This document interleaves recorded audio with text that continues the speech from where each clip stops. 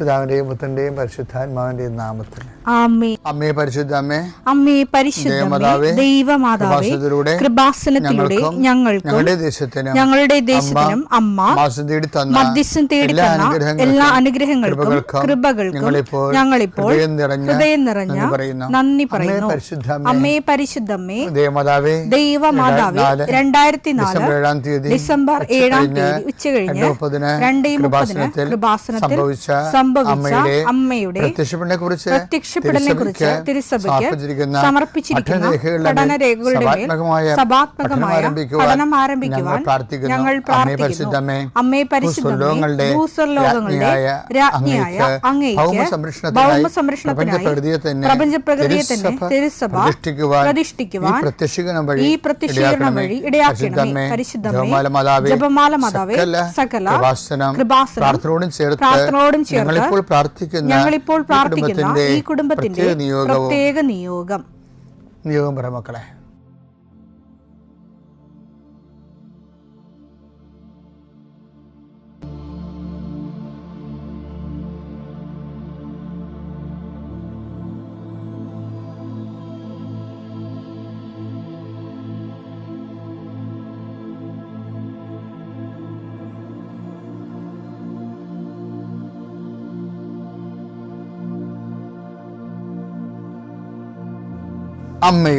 അമ്മയുടെ പ്രത്യക്ഷീകരണത്തിന്റെ ഈ അനുഗ്രഹവേളയിൽ ഞങ്ങൾക്ക് സാധിച്ചു തരുവാൻ കനിയണമേ. ആമേൻ. വിശ്വാസ പ്രമാണം. സർവശക്തനായ പിതാവും ആകാശത്തിന്റെയും ഭൂമിയുടെയും സൃഷ്ടാവുമായ ദൈവത്തിൽ ഞാൻ വിശ്വസിക്കുന്നു. അവിടുത്തെ ഏകപുത്രനും ഞങ്ങളുടെ കർത്താവുമായ ഈശോമിശിഹായിലും ഞാൻ വിശ്വസിക്കുന്നു. ഈ പുത്രൻ പരിശുദ്ധാത്മാവിനാൽ ഗർഭസ്ഥനായി കന്യകാമറിയത്തിൽ നിന്ന് പിറന്ന് പൊന്തിയോസ് പീലാത്തോസിന്റെ കാലത്ത് പീഡകൾ സഹിച്ച് കുരിശിൽ തറയ്ക്കപ്പെട്ട് മരിച്ച് അടക്കപ്പെട്ട് പാതാളങ്ങളിൽ ഇറങ്ങി മരിച്ചവരുടെ ഇടയിൽ നിന്ന് 3-ാം നാൾ ഉയർത്ത് സ്വർഗത്തിലേക്ക് എഴുന്നള്ളി സർവശക്തിയുള്ള പിതാവായ ദൈവത്തിന്റെ വലതുഭാഗത്തിരിക്കുന്നു. അവിടെ നിന്ന് ജീവിക്കുന്നവരെയും മരിച്ചവരെയും വിധിക്കുവാൻ വരുമെന്നും ഞാൻ വിശ്വസിക്കുന്നു. പരിശുദ്ധാത്മാവിലും ഞാൻ വിശ്വസിക്കുന്നു. വിശുദ്ധ കത്തോലിക്കാ സഭയിലും പുണ്യവാന്മാരുടെ ഐക്യത്തിലും പാപങ്ങളുടെ മോചനത്തിലും ശരീരത്തിന്റെ ഉയർപ്പിലും നിത്യമായ ജീവിതത്തിലും ഞാൻ വിശ്വസിക്കുന്നു. ആമേൻ. സ്വർഗ്ഗസ്ഥനായ ഞങ്ങളുടെ പിതാവേ, അങ്ങയുടെ നാമം പൂജിതമാകണമേ. അങ്ങയുടെ രാജ്യം വരണമേ.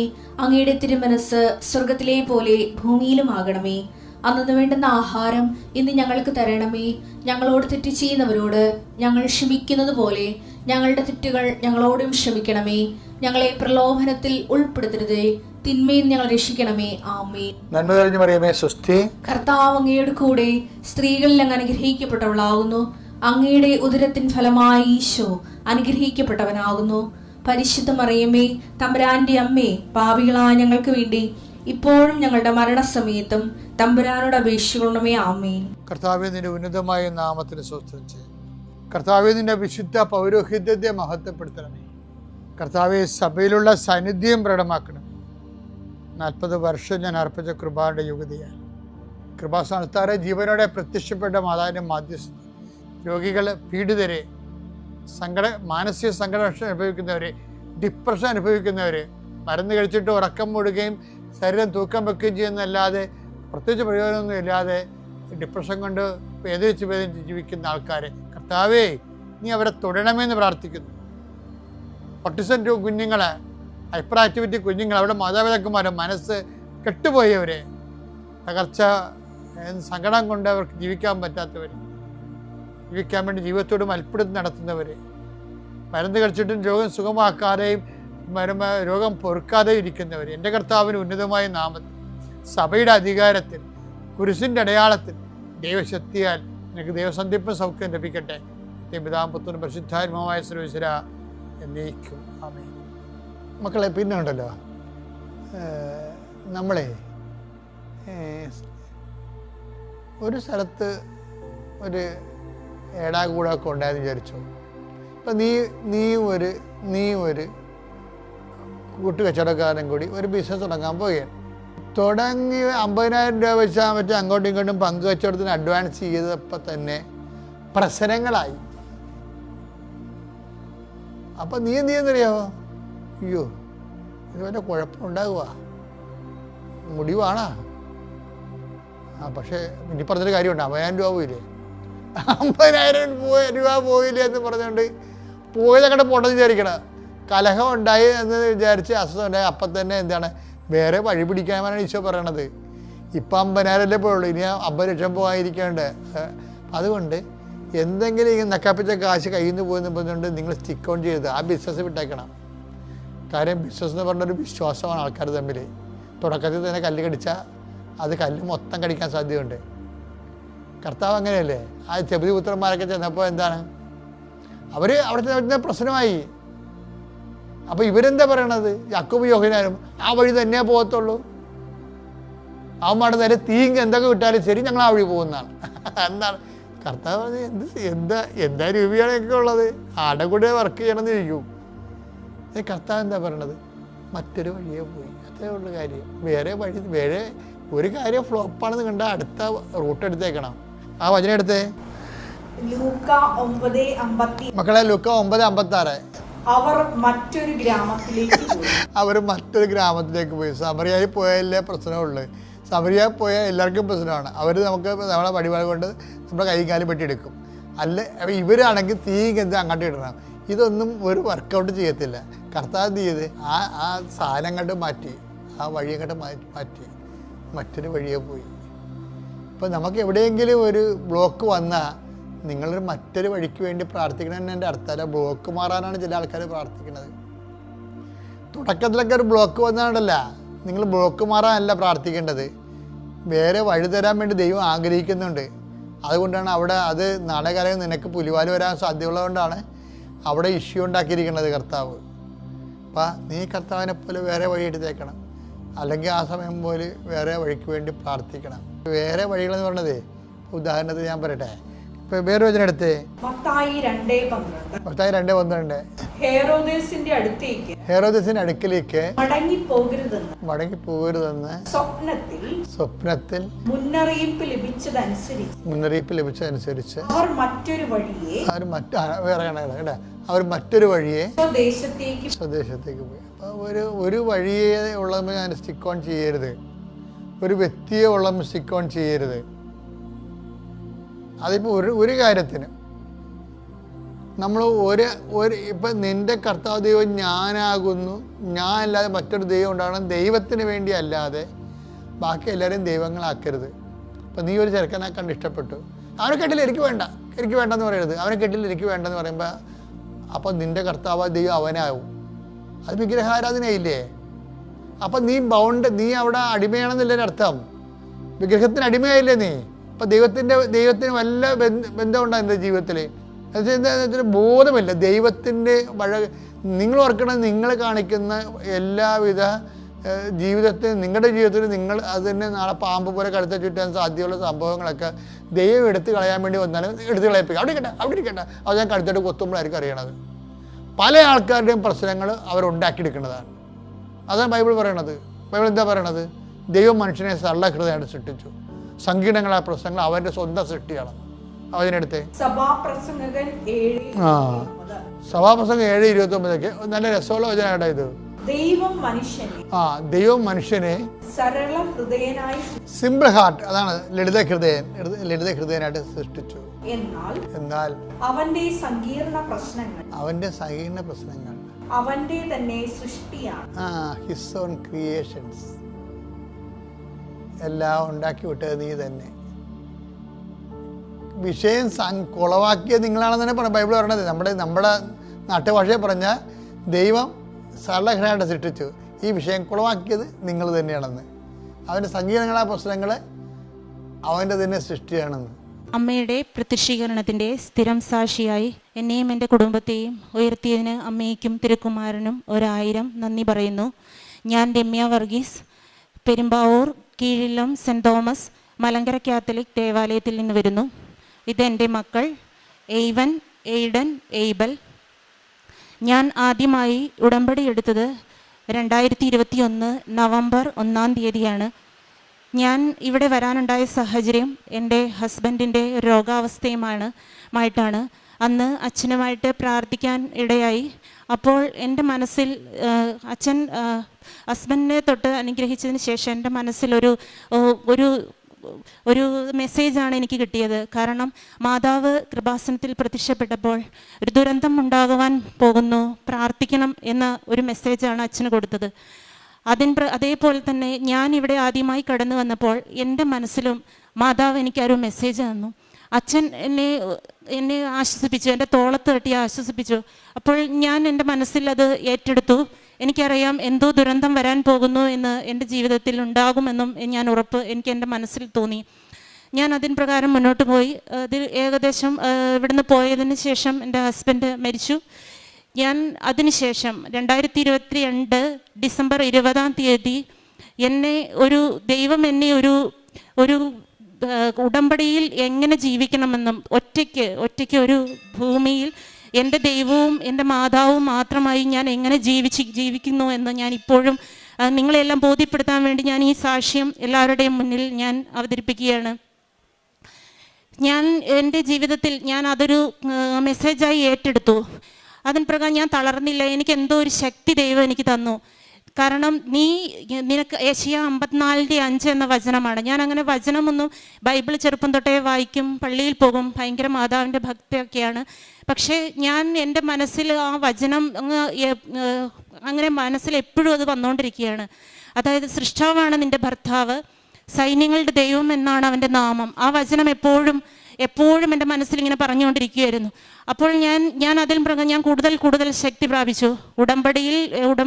ഉടമ്പടി വസ്തുക്കൾ ഞാൻ ഉപയോഗിക്കും.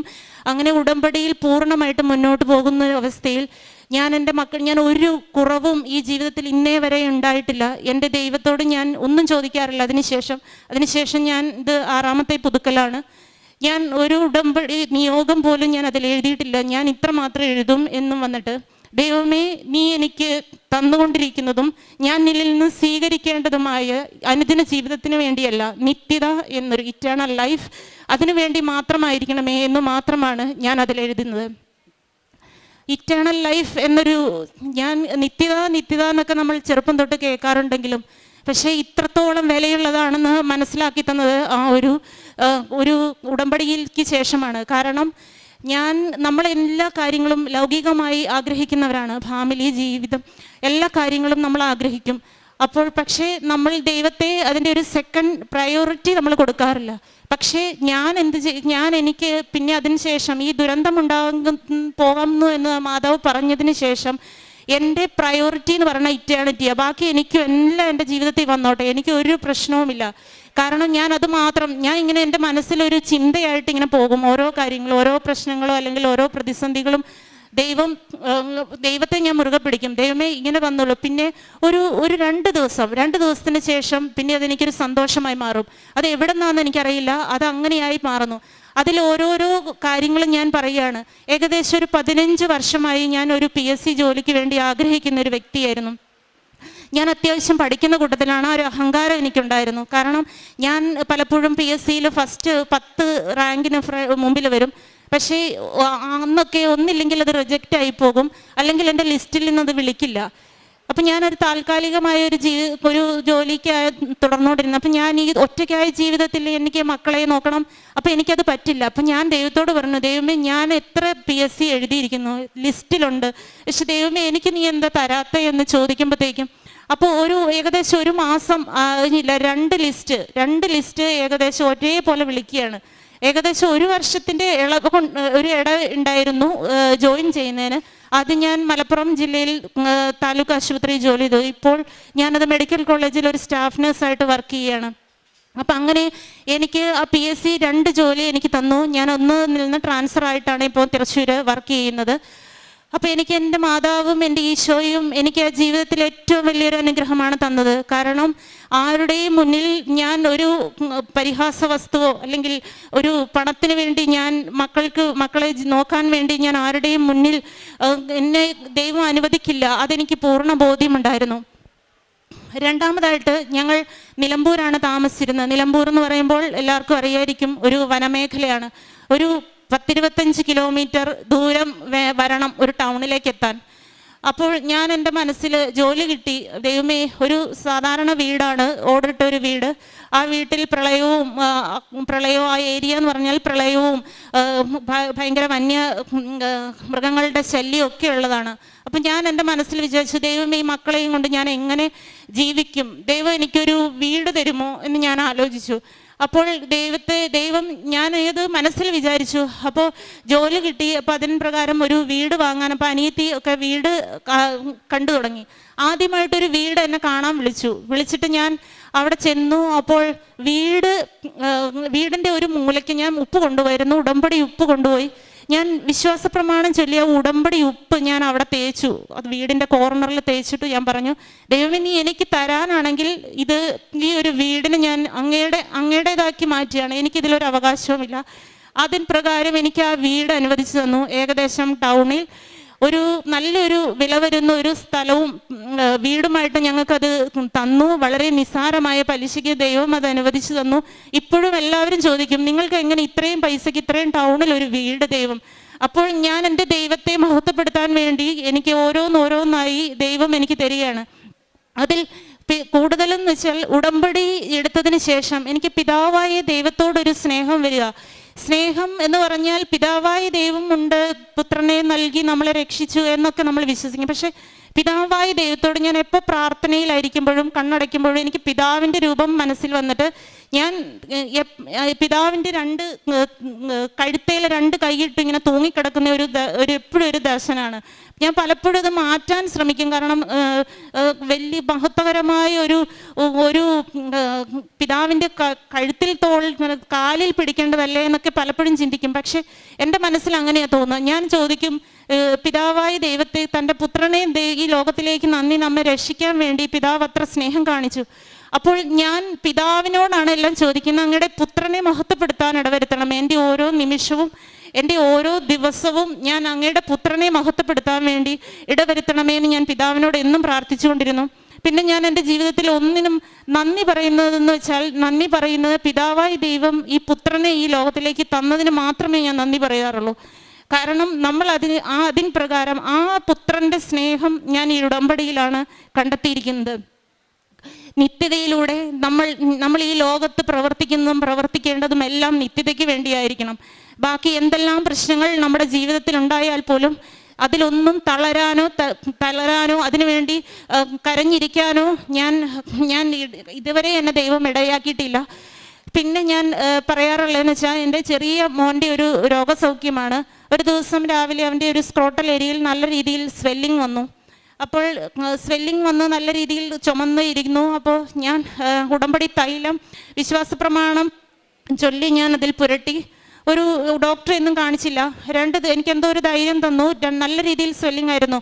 അപ്പോൾ 2 ദിവസം ഞാനത് പ്രാർത്ഥിച്ചു, ഉടമ്പടി തൈലം തേച്ചു. രാവിലെയും വൈകുന്നേരം ഉടമ്പടി തൈലം തേച്ച് വിശ്വാസ പ്രമാണം ചൊല്ലി ദൈവത്തോട് പറഞ്ഞു, ദൈവമേ, ഇത് അങ്ങേക്ക് അറിയാമല്ലോ, എൻ്റെ ബുദ്ധിമുട്ടുകളും പ്രയാസങ്ങളും അറിയാമല്ലോ. എനിക്ക് ഒരു രോഗത്തിൻ്റെ പുറകെ നടക്കാൻ എനിക്ക് ഇനിയാവില്ല. നീ അത് ഏറ്റെടുക്കണമേ എന്ന് ഞാൻ പ്രാർത്ഥിച്ചു. അതിൻ പ്രകാരം ദൈവം അത്ഭുതകരമായി സൗഖ്യം നൽകി. പിന്നെ ഞാൻ എൻ്റെ ജോസഫ് അച്ഛൻ എല്ലാ ആഴ്ചയിലും ധ്യാനത്തിൽ എനിക്കൊരു ബൂസ്റ്റാണത്. കാരണം ഞാൻ എന്തെങ്കിലും എൻ്റെ മനസ്സിൽ തോന്നിയാൽ അതിൻ്റെ ഉത്തരമായിട്ടാണ് ജോസഫ് അച്ഛൻ്റെ ഓരോ ധ്യാനവും എനിക്ക് തരുന്നത്. അപ്പോൾ ഞാൻ എന്നും എൻ്റെ മനസ്സിൽ ചിലപ്പം ദൈവത്തിൽ ആശ്രയിച്ചാൽ പോലും എൻ്റെ ബുദ്ധിമുട്ടുകൾ എനിക്ക് സഹിക്കാൻ പറ്റാവുന്ന തരത്തിലാകുമ്പോൾ ഞാൻ പറയും, ജോസഫ് അച്ഛൻ്റെ ധ്യാനം കൂടും. വെറുതെ ഞാൻ ട്രാവൽ ചെയ്യുമ്പോഴും അല്ലാതെയൊക്കെ ജോസഫ് അച്ഛൻ്റെ ധ്യാനം കൂടുമ്പോൾ എനിക്ക് എന്തെങ്കിലും ഒരു മെസ്സേജ് അതിൽ തരും. അപ്പോൾ എനിക്ക് ഏറ്റവും എനിക്ക് എൻ്റെ മനസ്സിനെ ബോധ്യപ്പെട്ട ഒരു വചനം എന്ന് പറഞ്ഞാൽ വിലാപങ്ങൾ 3:27. യൗവനത്തിൽ മുഖം വഹിക്കാൻ കർത്താവിന് പ്രീതികരമാണ്. അത് അവിടുന്ന് തരുമ്പോൾ മൗനമായിരിക്കണം. ഇത് പരാതി പറയരുത്. ഞാൻ ഒരു പരാതിയും പറയുന്നില്ല. പക്ഷേ ദൈവം എന്നെ നടത്തുന്നു. ഏറ്റവും സൗഭാഗ്യകരമായ രീതിയിൽ നടത്തുന്നു. മക്കളെ പഠിപ്പിക്കുന്നു, നല്ല രീതിയിൽ വിദ്യാഭ്യാസം നൽകുന്നു, ജീവിതത്തിൽ എല്ലാ ഉത്തരവാദിത്വങ്ങളും നടത്തുന്നു. അതെല്ലാം ഞാൻ ഈ ഉടമ്പടിയുടെ ബലത്തിലാണ്. അതായത് സഹനങ്ങളിൽ നമ്മൾ തളരുമ്പോൾ ചാരിക്കിടക്കാനുള്ളൊരു ഇടമായിട്ടാണ് ഈ ഉടമ്പടിയെ ഞാൻ കാണുന്നത്. എന്നും ഞാൻ അതിൽ ജീവിക്കാനും ഞാൻ ഇതിലൊരു സാക്ഷ്യം തുടർന്നുകൊണ്ടേയിരിക്കും. അതായത് ഞാൻ ഉടമ്പടി പുതുക്കിയ മാത്രമല്ല, ഞാൻ ഉടമ്പടിയിലാണ് ജീവിക്കുന്നത്. എന്നും പ്രത്യക്ഷീകരണ പ്രാർത്ഥന ചൊല്ലും, കുർബാനയിൽ പങ്കുകൊള്ളും. കുർബാന എന്ന് പറയുമ്പോൾ ഞാൻ ഇപ്പോൾ ജോലി ചെയ്യുന്ന ഏകദേശം 90 കിലോമീറ്റർ ദൂരമുണ്ട് താമസിക്കുന്ന സ്ഥലത്തുനിന്ന്. അപ്പോൾ 90 കിലോമീറ്റർ എന്ന് പറയുമ്പോൾ ഏകദേശം നിങ്ങൾക്കൊക്കെ ചിന്തിക്കാം. പക്ഷേ ഞാനൊരു 20 കിലോമീറ്റർ ദൂരത്തിൽ യാത്ര ചെയ്ത ക്ഷീണം പോലും എനിക്ക് ഉണ്ടാവില്ല. ഞാൻ 2-2.5 മണിക്കൂർ രാവിലെ പോകും, വൈകുന്നേരം 4:30 ഒക്കെ ആകുമ്പോൾ തിരിച്ചു വരും. ദൈവത്തോട് പോകുമ്പോൾ ഞാൻ ഉടമ്പടി ഉപ്പും അല്ലെങ്കിൽ തൈലവും ഞാൻ സേവിച്ചിട്ടാണ് പോകുന്നത്. എന്നിട്ട് ഞാൻ ദൈവത്തോട് പറയും, ദൈവമേ ഇന്ന് എനിക്ക് ഏറ്റവും കൂടുതൽ ശക്തിയാക്കി തരണമേ. കാരണം എനിക്കറിയാം ഇത്രത്തോളം ട്രാവൽ എൻ്റെ ജീവിതത്തിലുണ്ട്. കാരണം എനിക്ക് വരാതിരിക്കാൻ പറ്റില്ല, മക്കളുടെ അടുത്ത് വരാതിരിക്കാൻ പറ്റില്ല. പ്രായമായ മാതാപിതാക്കളാണുള്ളത്. കാരണം അവരെ ശ്രദ്ധിക്കാനും എടുക്കാനും എനിക്ക് വേറെ ഈ ജീവിതത്തിൽ ആരുമില്ല. അപ്പോൾ ദൈവം എനിക്ക് കൂടുതൽ ശക്തി തരും. എന്ന് പറയുമ്പോൾ അതങ്ങ് ഞാൻ ട്രാവൽ ചെയ്യാന്ന് പറയുമ്പോൾ ഒരു സ്കൂട്ടിയിൽ ഒരു 10 മിനിറ്റ് സഞ്ചരിക്കേണ്ടതുണ്ട് രാത്രിയിൽ. അപ്പോൾ ഞാനത് ഏറ്റവും കൂടുതൽ എനിക്കങ്ങ് ഭയങ്കരമായിട്ട് ധൈര്യം തരും. ഞാൻ 121 സങ്കീർത്തനവും മാതാവിൻ്റെ പ്രത്യക്ഷീകരണ പ്രാർത്ഥനയൊക്കെ കൊന്തയൊക്കെ ചൊല്ലിക്കൊണ്ടാണ് പോകുന്നത്. എനിക്കൊരു ബുദ്ധിമുട്ടും ഇതുവരെ ഉണ്ടായിട്ടില്ല. പിന്നെ വേറൊരു അനുഗ്രഹം എന്ന് പറയുമ്പോൾ ഇപ്പം ഞാനിങ്ങനെ എൻ്റെ മനസ്സിൽ ഈ വിലാപങ്ങൾ 3:27 എൻ്റെ മനസ്സിൽ ഇപ്പോൾ എപ്പോഴും നോക്കും. എൻ്റെ ജീവിതത്തിൽ എനിക്ക് ദൈവം ആരോഗ്യം തന്നിട്ടുണ്ട്.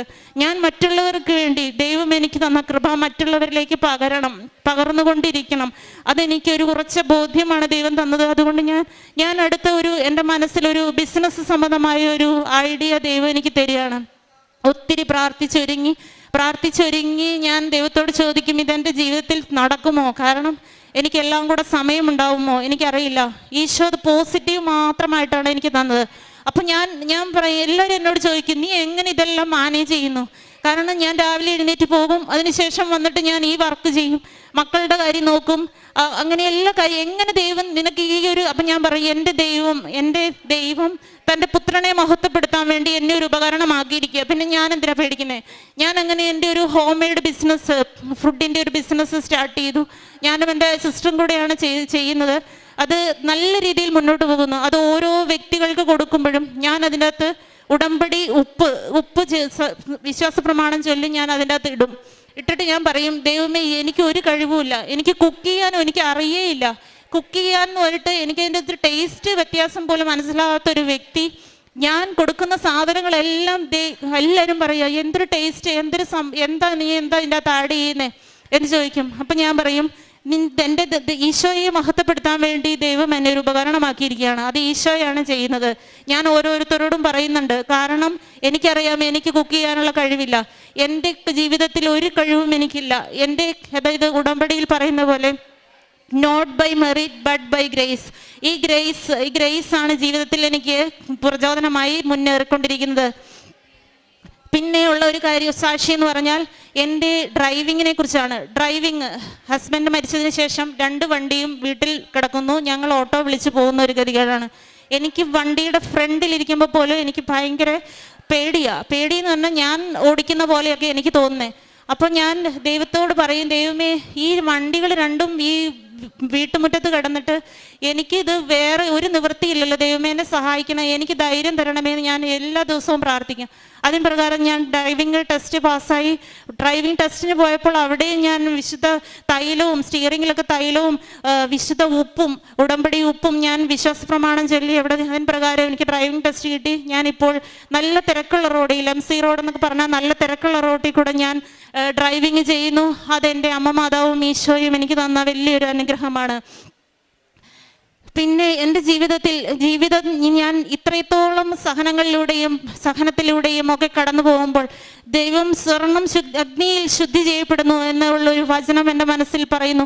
അതായത് ഞാൻ ഇത്രയും സഹനത്തിലൂടെ കടന്നു പോകുമ്പോഴും ഞാൻ എല്ലാവരുടെയും മുന്നിൽ സന്തോഷം എൻ്റെ അടുത്ത് ഞാൻ ഭയങ്കര ബോൾഡാണ്. ഓരോരോ ആൾക്കാരും വരുമ്പോൾ ചോദിക്കും, ഹസ്ബൻഡ് എവിടെയാണ്, ഹസ്ബൻഡ് എന്താ? അപ്പം ഞാൻ നല്ല കൂളായിട്ട് പറയും, ഹസ്ബൻഡ് മരിച്ചു. പിന്നെ അവർക്ക് ഭയങ്കര സംശയമാണ്. കാരണം ഇത് ഈ കൊച്ചിങ്ങനെ പറയുന്നത്. കാരണം അപ്പം ഞാൻ എൻ്റെ ദൈവം എനിക്ക് പണ്ടേ തന്നൊരു ബോധ്യമുണ്ട്. എൻ്റെ ദൈവം എനിക്കെല്ലാം നന്മയ്ക്കായി പരിണമിപ്പിക്കുകയുള്ളൂ എന്നുള്ളത്. അതിന് പ്രകാരം എനിക്ക് നല്ല ഉറച്ച ബോധ്യമുണ്ട്. അപ്പോൾ അവരും കൂളാവും, ഞാനും കൂളാവും. അതിനുശേഷം പിന്നെ എൻ്റെ ഇപ്പോൾ ഇവരുടെ പഠിത്ത കാര്യങ്ങൾ നല്ല രീതിയിൽ നോക്കുന്നു, ഉടമ്പടിയിൽ ജീവിക്കുന്നു. ഇനി പറയാനുള്ളതെന്ന് വെച്ചാൽ എൻ്റെ പ്രേക്ഷിത പ്രവർത്തനമാണ്.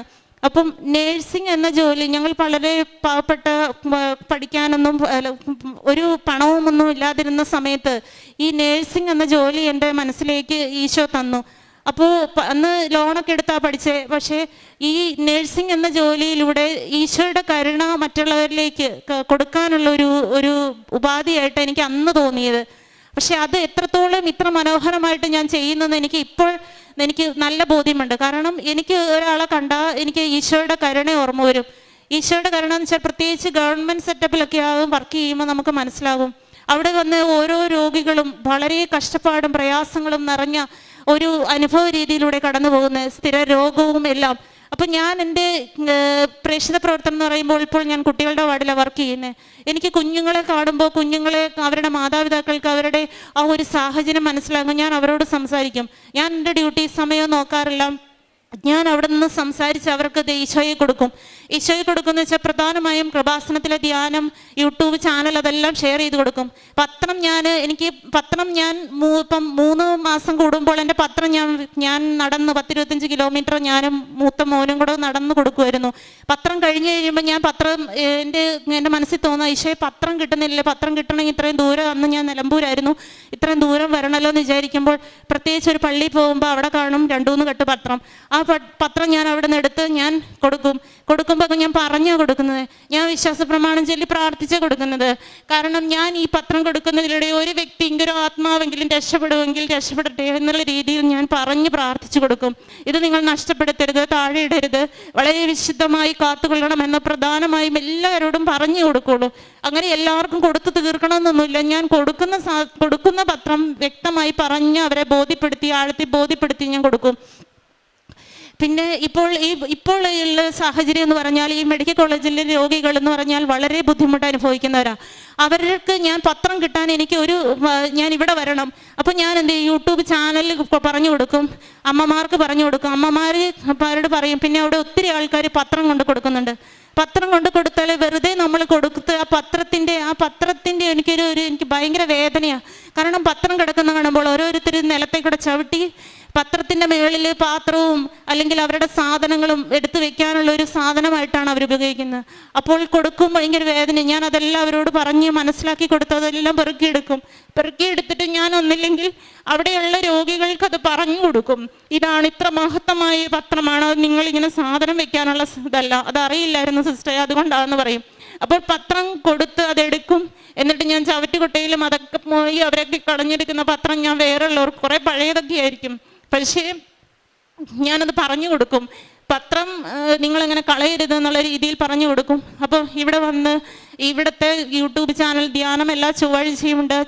അച്ഛൻ നല്ല രോഗസൗഖ്യ പ്രാർത്ഥന നടക്കുന്നതെല്ലാം പറഞ്ഞു കൊടുത്തു. അങ്ങനെ ഒത്തിരി രോഗികൾ ഇവിടുത്തെ ധ്യാനം എല്ലാ ആഴ്ചയിലും കൂടുന്നവരുണ്ട്.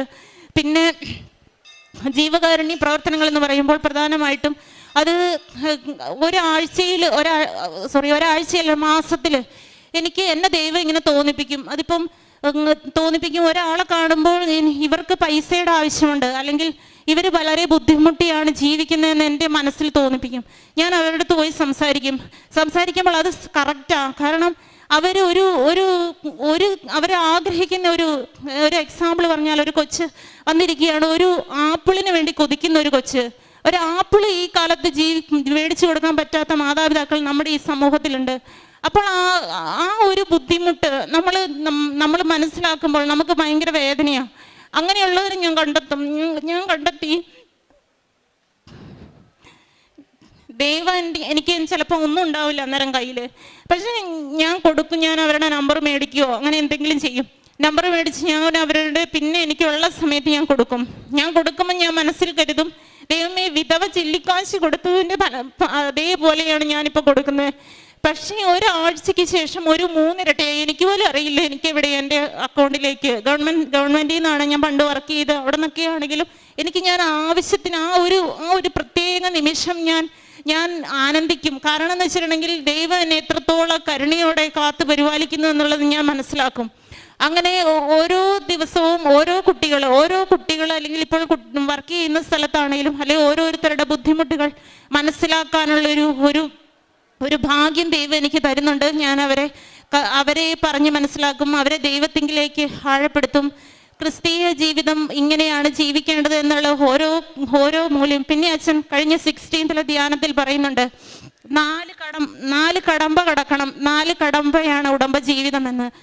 അതായത് ചെങ്കടൽ, മരുഭൂമി, ജോർദാൻ, ജെറീക്കോ. ഇപ്പം ഞാൻ ജെറീക്കോ. അപ്പം ഞാൻ എൻ്റെ ജീവിതം ഈ 2022 ശേഷം എൻ്റെ ജീവിതം ഈ 4 കടമ്പയിലൂടെ കടന്ന് ഞാനിപ്പോൾ ഒരു ജെറീക്കോ പട്ടണത്തിലാണ്. എന്തും എൻ്റെ ജീവിതത്തിൻ്റെ എല്ലാ മേഖലകളിലും ദൈവം പ്രവർത്തിക്കും. ദൈവം അതൊരു ധൈര്യമായിട്ട് എന്നെ ആ ഒരു ടോക്ക് കഴിഞ്ഞപ്പോൾ തൊട്ട് ഞാനിങ്ങനെ ആലോചിക്കും, ദൈവമേ എൻ്റെ ഒരു കാര്യമാണല്ലോ പറയുന്നത്. കാരണം എനിക്ക് ഒരു ആവശ്യമില്ല എൻ്റെ ജീവിതത്തിൽ. എന്നേക്കാൾ കൂടുതലും നിനക്കറിയാം എൻ്റെ ആവശ്യങ്ങളെല്ലാം. അതിന് പറഞ്ഞ ഞാൻ ഒന്നും ചോദിക്കാറുമില്ല. അപ്പം ദൈവം നമുക്ക് വേണ്ടി യുദ്ധം ചെയ്യുമെന്നാണ് ജോസഫ് അച്ഛൻ പറഞ്ഞത്. അത് ശരിക്കും എൻ്റെ ജീവിതത്തിൽ ഞാൻ അനുഭവിച്ചുകൊണ്ടിരിക്കുകയാണ്. ദൈവമാണ് എനിക്ക് വേണ്ടി യുദ്ധം ചെയ്യുന്നത്.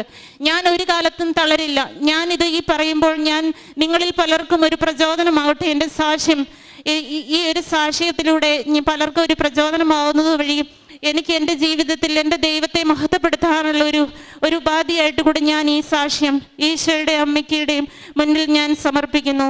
ഈശോയെ നന്ദി, മാതാവേ നന്ദി. പിന്നെ എൻ്റെ അനുദിന ജീവിതത്തിൽ ഞാൻ പറഞ്ഞല്ലോ, എനിക്ക് കുർബാന ലൈവായിട്ട് കൂടാൻ പറ്റില്ല. ഞാൻ ഓൺലൈനായിട്ട് എല്ലാ ഞായറാഴ്ചകളിലും എനിക്ക് നിർബന്ധമാണ്. ഞാൻ മക്കളോടും പറയും, നിരങ്ങി ആണെങ്കിൽ പോലും നമുക്ക് അസുഖം വന്നാലും നമുക്ക് ചിലപ്പം പനി അങ്ങനെ ഒന്നും പറഞ്ഞിരിക്കാൻ പാടില്ല. നിരങ്ങിയാണെങ്കിൽ പോലും ഞായറാഴ്ച ദിവസവും കുർബാന കൂടണമെന്നാണ്. പക്ഷേ ഞായറാഴ്ച കുർബാന മുടക്കരുത്, ഈശോയെ സ്വീകരിക്കണം. പക്ഷേ ഞാൻ പറഞ്ഞില്ലേ, ഞാൻ എൻ്റെ ജീവിതം എന്ന് പറയുമ്പോൾ കുറേ യാത്രകളും അതിൻ്റെ ഇടയിൽ കൂടെ കുറേ തിരക്കുണ്ട്. എന്ത് തിരക്ക് വന്നാലും ഞാൻ ഓൺലൈനായിട്ട് എന്നും രാവിലെ കുർബാന കൂടും. അതിൽ ഈശോയെ സ്വീകരിക്കുന്ന ഒരു സമയത്ത് എനിക്കത് ലൈവായിട്ട് തന്നെ എനിക്ക് അനുഭവം ഉണ്ടാവും. ഈശോയെ നമ്മൾ എങ്ങനെയാണ് കുർബാനയെ സ്വീകരിക്കുന്നത് അതേപോലെ തന്നെ ഞാൻ ബസ്സിലിരുന്ന് ഓൺലൈനായിട്ട് കുർബാന കൂടും.